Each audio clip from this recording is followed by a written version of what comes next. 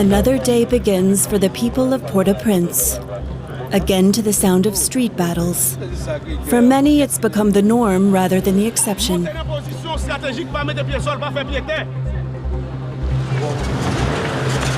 Under heavy security, the transitional government had convened in the National Palace, where it was promptly targeted by armed gangs.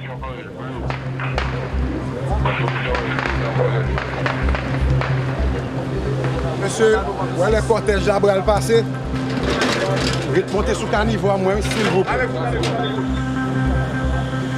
After gunfire erupted outside the palace building, the ministers were taken to safety. The decision to meet in an area largely controlled by armed groups was a symbolic attempt by the government to reclaim authority. But the arrival of the ministers had already been accompanied by unarmed but angry crowds gathering on the streets to protest.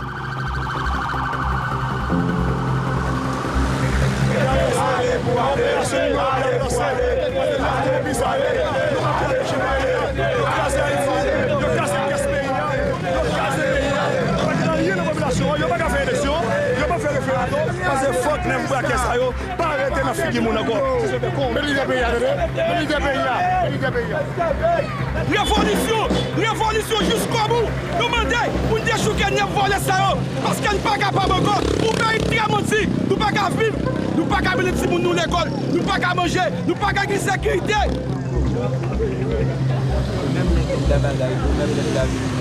Situation est pas bon.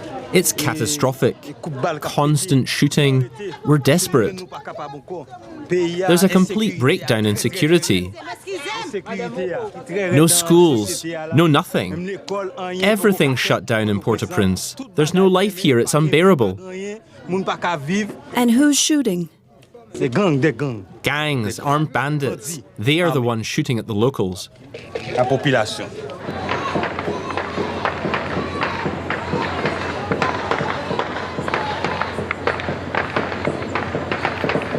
Gunfire has become so common that some residents barely react anymore.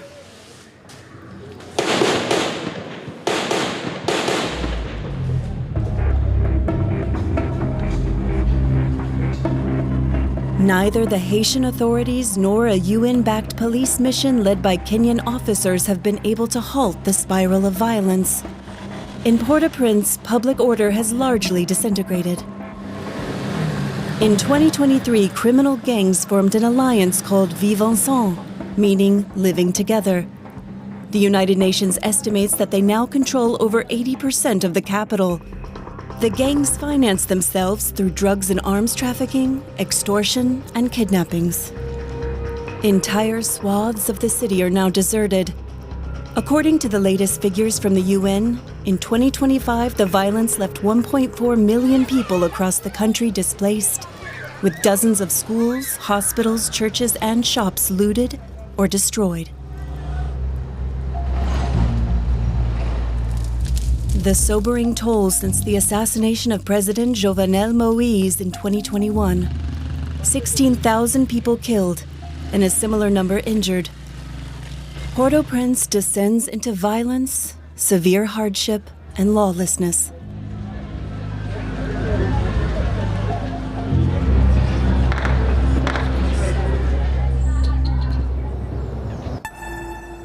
At the heart of the city center, the site of repeated gun battles, lies Port-au-Prince's main cemetery.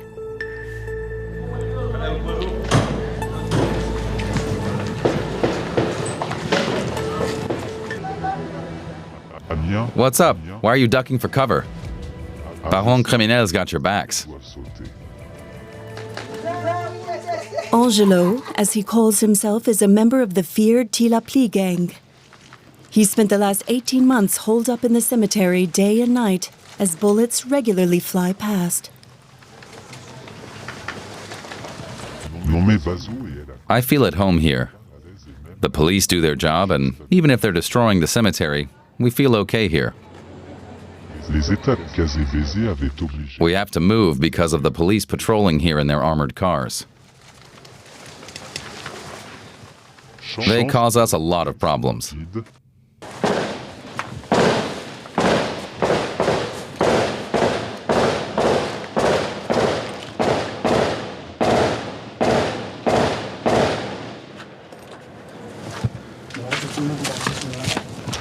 Come on, quick.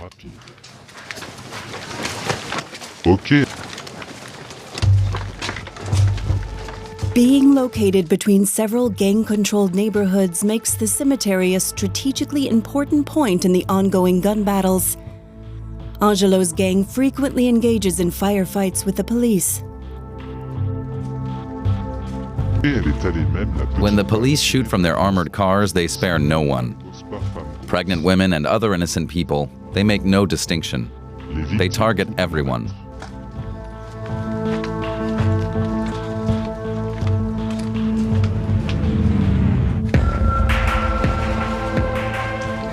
This here is Baron Criminel. He tells us his story. After he was arrested and put in jail, a gang stormed the National Penitentiary in March 2024. Over 3,500 inmates escaped that day, Angelo among them. I never got a trial. 6.5 years in jail, just on suspicion. But I escaped thanks to Viv Ansanm. With all the insecurity in our country, I couldn't even get a job as a bus driver. So what choice did I have except to join an armed gang? It wasn't something I wanted to do, but I had to. After jail, I went back home.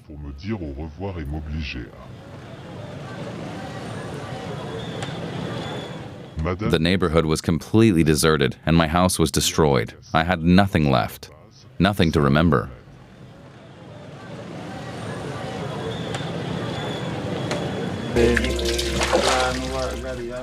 The gangs got me out of jail. I can't do anything without them. Turning my back on them could get me killed. When I splash this water on my face and let it run down my arms, I feel this supernatural force entering me.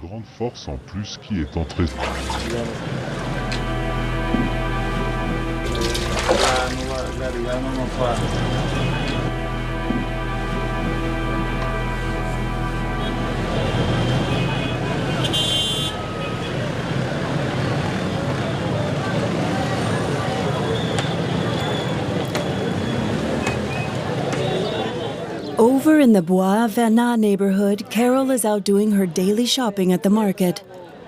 Her husband died in an accident.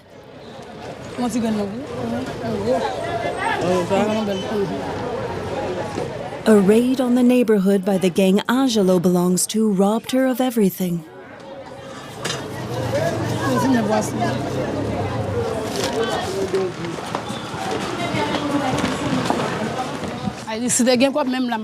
I'd move elsewhere if I could afford it. It's not a good neighborhood to live in. There's severe deprivation and constant shooting and people getting killed. You have to hide and take cover behind cars. The gunfire is deafening.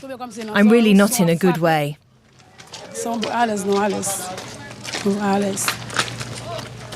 I'll keep running my store because I have to feed my children. I probably wouldn't go outside otherwise.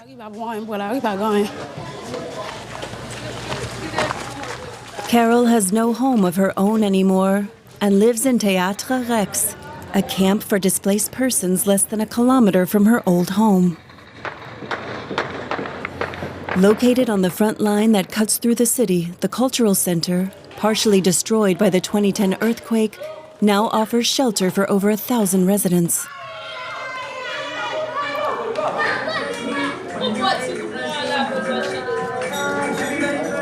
The already precarious living conditions have been exacerbated by the ongoing battles in the vicinity, with many people here having lost loved ones to the violence.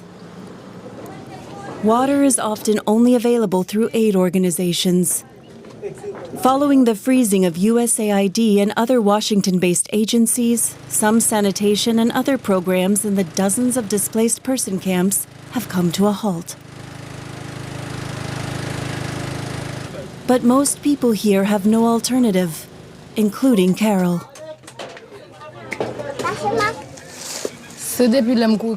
For almost 3 years, we've been unable to leave the Carrefour Foyer neighborhood. Our previous life wasn't so bad. I came here with my husband, my son, and my daughter.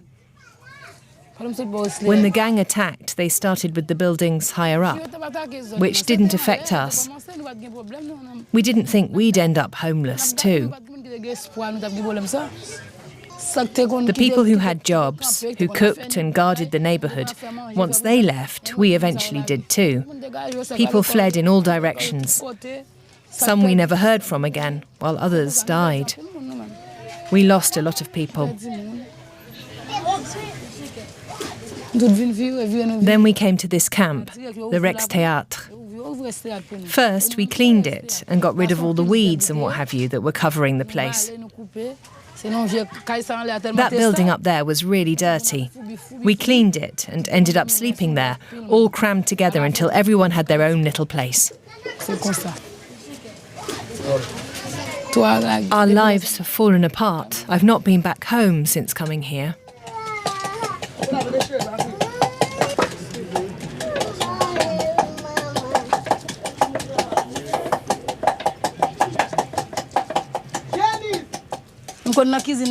Sometimes I prefer being in the kitchen because I'm really scared to go out.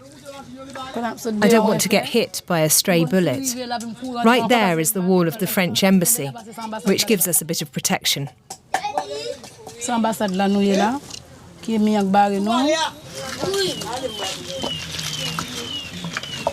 It's no way to live, a miserable existence.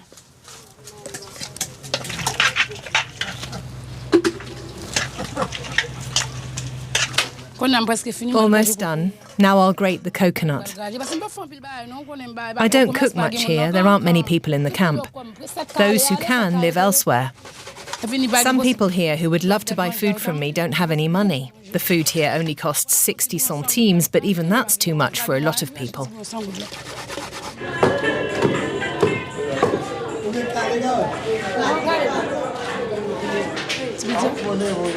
Displacement, loss, and a collapsing economy have pushed many Haitians into extreme poverty. Improvisation and solidarity are crucial for survival here.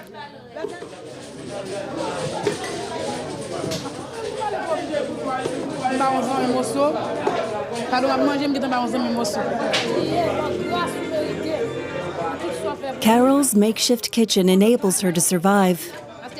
It's this work that keeps her from being overwhelmed by the grief and daily hardship.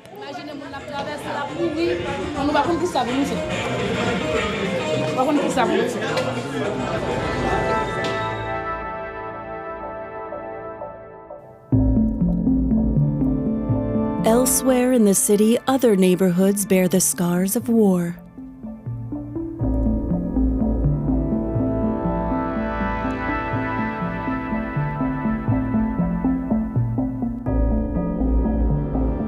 Gangs have left Nazan in ruins.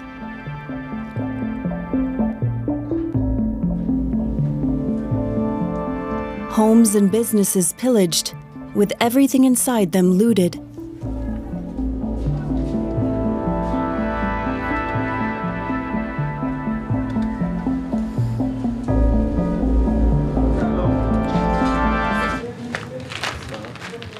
After the authorities encouraged people to return to their homes, some have done so, despite fears of fresh attacks. Among them is Balthazar. This is my family's house. It's in ruins.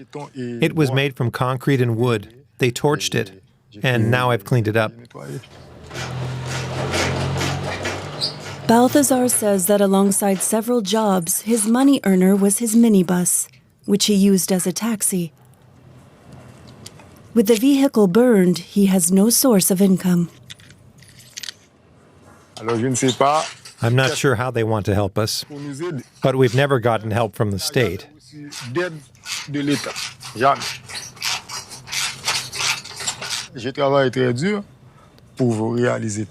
I've worked really hard for this, without anyone helping me. And now, just look at this. Look, the state and the gangs. They're doing okay. They have a ton of money. As for us ordinary folks, we don't want to be like them. We're the victims.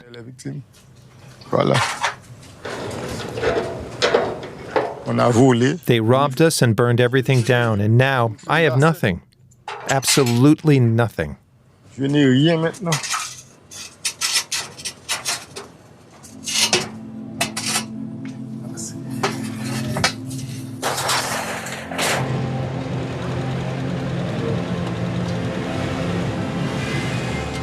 Did they take down your name? Yes, on Monday. At 11, we'll work on the list. There are 80 people on it. At the end of Balthazar Street, we meet Father Gardy Maisonneuve, who's coordinating a cleanup operation in the neighborhood. He's accompanied by armed guards at all times. The state providing the funding for his project has made him a target for gangs and corrupt police officers.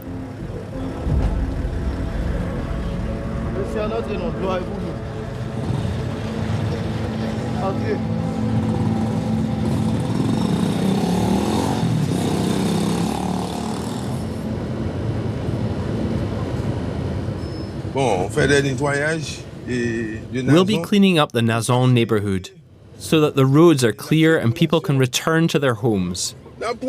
Enjoying the nice fresh air? It's nice, isn't it? Getting paid for doing nothing?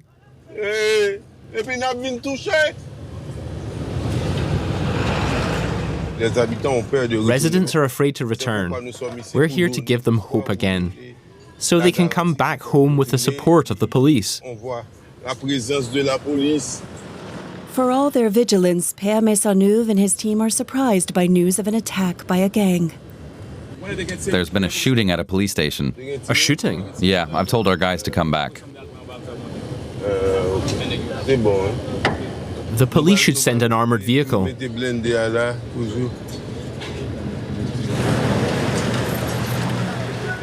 Take up positions over there, just in case. It was a group of armed men, armed by wealthy people who want to take control of the country, and by these crazy and dishonest politicians who are still after even more power. So they blindly armed these groups, who then attacked their fellow citizens, people with the same problems as them.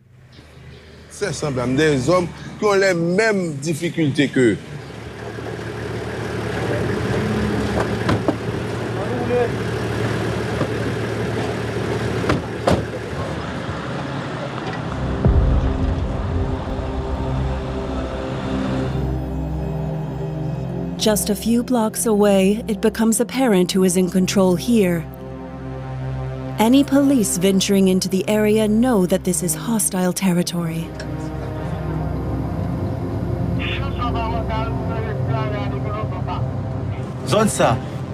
This is a war zone, incredibly dangerous. They even shoot cats and dogs here.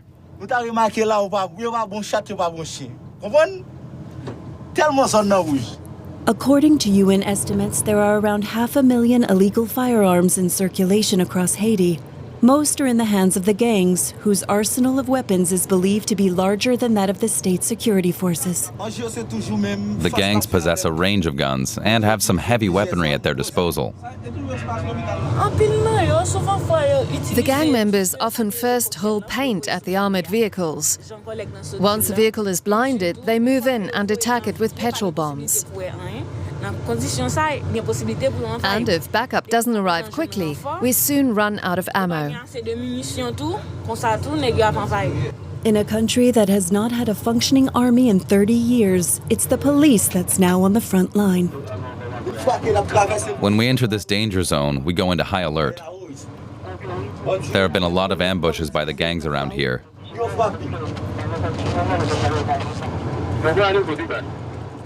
There's a man. Stop. He's going behind the wall.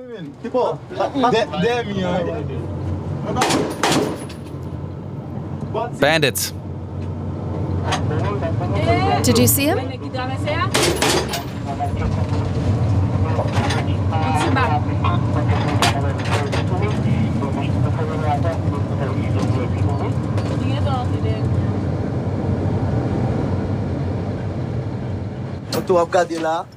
Up ahead are civilians going about their jobs. It's a huge risk for them to be walking down here. If the bandits see them, they might stop them and rob them.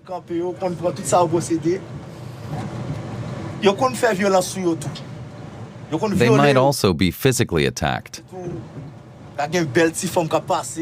That includes sexual assault, especially targeting women.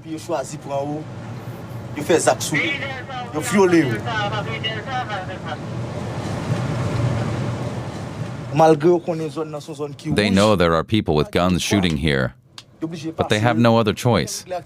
They have to pass through here every day to go to work and take their kids to school. That's the reality in this country, the everyday reality.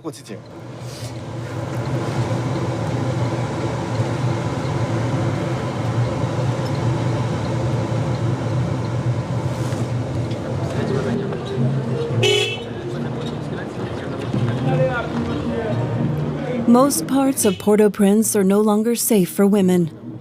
The UN has reported a dramatic rise in the number of sexual assaults in Haiti, with armed groups of men systematically using rape as a weapon of terror.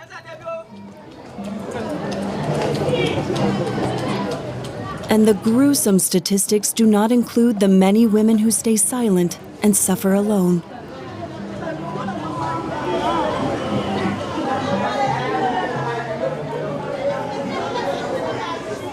While others do speak out.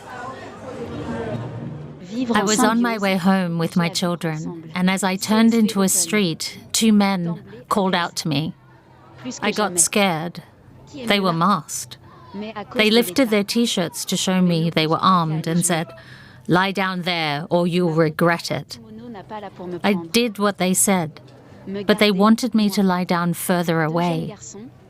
Then they kicked me and punched me in the face because I didn't want to. But I did it when they pointed a gun at me, and then they raped me. My oldest son witnessed everything. Her husband subsequently deserted her, she says, and her family disowned her.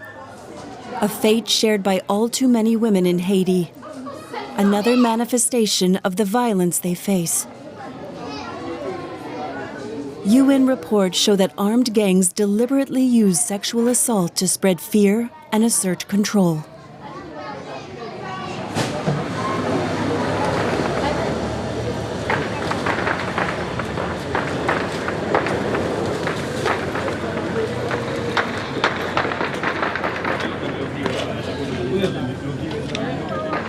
The shooting's unbearable and is driving me crazy. I can't sell anything, so I have to even buy water on credit. Whenever there's a brief lull, I can sell a few items of clothing and immediately use that to pay off debts. It's too much for me to cope with. According to the UN, gang-related violence in Haiti cost the lives of almost 6,000 people in 2025. The Champ de Mars area in the center of Port-au-Prince is among the most dangerous in the city.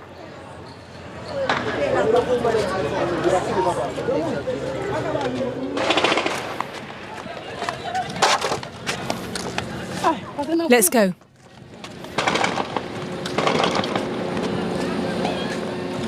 As Carole returns from the market, shots suddenly ring out.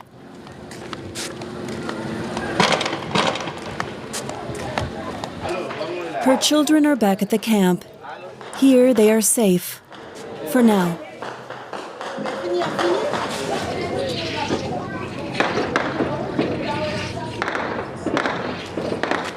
Hear that? It's noon and they're shooting again. It always starts around now. And at 5 a.m. too. Whenever the police drive past, they start shooting. It's really dangerous in this neighborhood because we have the police station right next door. A few days ago, a few people were hit by bullets.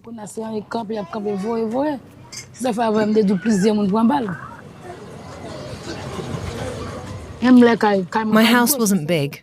Basically, it was just one room, but it had proper walls. I would have been finishing work on it around now, but there'd be no point. The gangs looted it.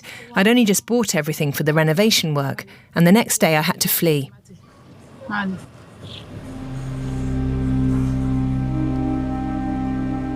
Carole has lost almost everything.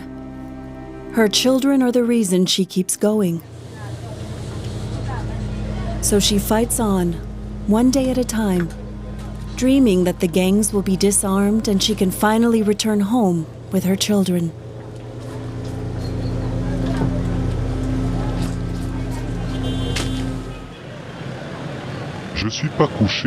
I lost everything, including my children. I have no idea where they are. All of this makes me really sad, which is why I'm committing the rest of my life to the gangs. I'd love to have my old life back, but right now I don't see any other options.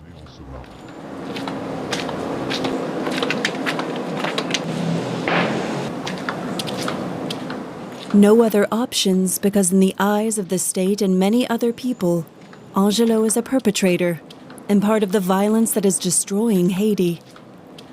Without peace returning and an amnesty for the gangs, he has little chance of seeing his children again.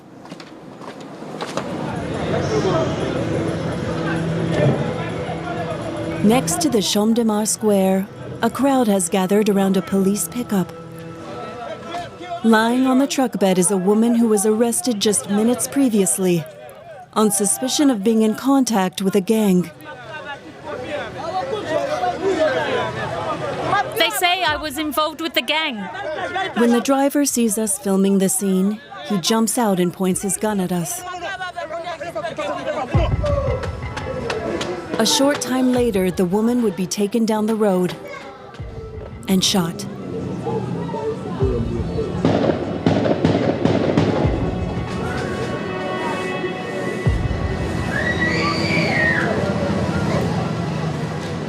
In this city gripped by violence, with widespread lawlessness and state institutions in near total collapse, the police immediately dispose of the body. This is the reality of how justice works in Haiti today.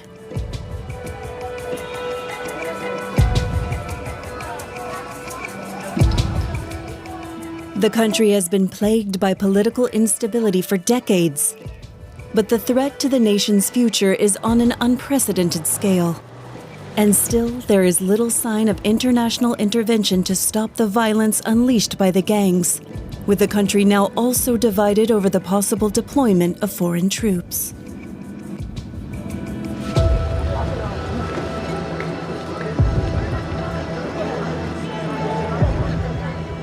A column of residents walks in silence to a deserted part of Port-au-Prince, where the only vehicles on the road are armed police trucks, risking their lives for a short journey through their own city.